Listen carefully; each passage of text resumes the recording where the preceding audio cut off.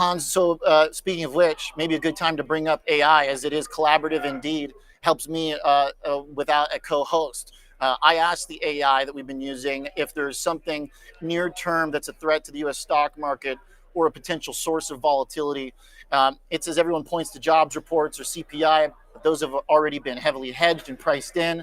The real blind spot is the gap between calm equities and stressed credit and treasury markets.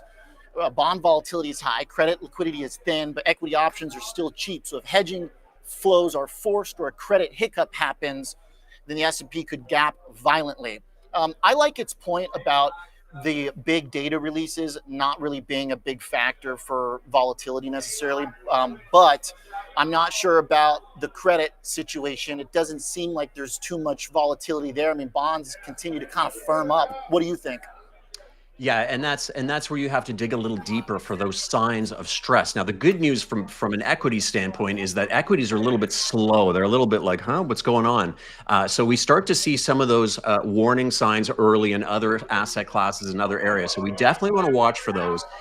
In the equity world, what I look at some simple things like where's realized volatility? Okay, it's down in the sevens, it's in the sixes, sevens. Right. When you see That that part the gap, AI gets right, right? The volatility price for equities is definitely low. I think the it's AI got low. that part right.